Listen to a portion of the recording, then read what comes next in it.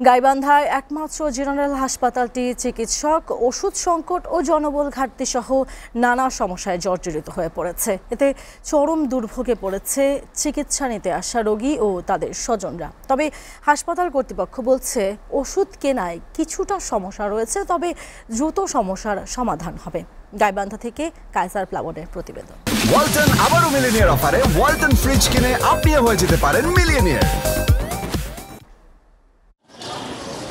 গাইবান্ধায় 100 শয্যা হাসপাতালটি এখন নিজেই অসুস্থ হয়ে পড়েছে। প্রয়োজনীয় সংখ্যক চিকিৎসক না থাকায় জরুরি ও সাধারণ চিকিৎসা সেবা মারাত্মকভাবে ব্যাহত হচ্ছে। প্রতিদিন ইনডোর ও আউটডোর মিলে 4 শতাধিক রোগী আসলেও একজন চিকিৎসক দিয়েই চিকিৎসা সেবা দেওয়া হচ্ছে।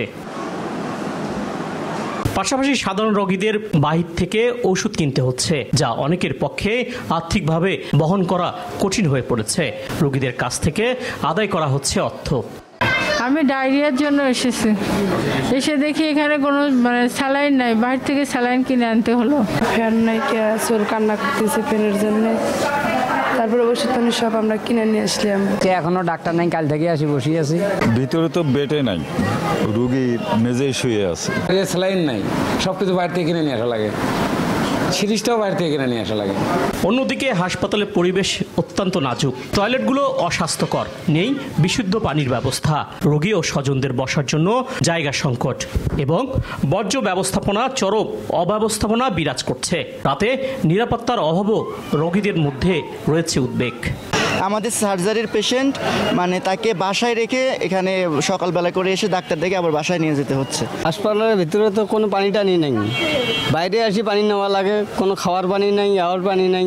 জনবল সংকট ও ঔষধ সমস্যা দ্রুত সমাধানের কথা জানান এই কর্মকর্তা। তত্ত্বাবধায়ক স্যার, বিগত তত্ত্বাবধায়ক স্যার বদলি হয়ে গিয়েছেন, নতুন তত্ত্বাবধায়ক স্যার একজন দায়িত্বপ্রাপ্ত হয়েছিলেন, আবার সেই অর্ডারটিও আবার পরবর্তীতে পরিবর্তিত হয়েছে এবং তত্ত্বাবধায়ক স্যার অফিসে নিয়মিত হলেই মনে হয় সমস্যাটির সমাধান হয়ে যাবে।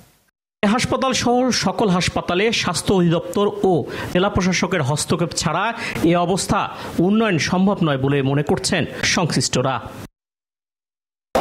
100 শয্যা বিশিষ্ট এই জেনারেল হাসপাতালটি গাইবান্ধার মানুষের কাছে এখন আশ্রয়ের অন্যতম স্থান। তবে এই হাসপাতালটিতে রয়েছে নানা সমস্যা। একে তো বিশুদ্ধ পানি সংকট, অন্যদিকে টয়লেট বাথরুমগুলো রয়েছে অস্বাস্থ্যকর অবস্থায়, পাশাপাশি দেখা দিয়েছে ঔষধ সংকটও। এমন অবস্থায় রোগী ও স্বজনরা বলছেন দ্রুত সময়ের মধ্যে এই সমস্যাগুলো কাটিয়ে উঠতে না পারলে রোগী এবং স্বজনদের দুর্ভোগে পড়তে হবে আরও বেশি। কায়সার প্লাবন, SA TV, গাইবান্ধা।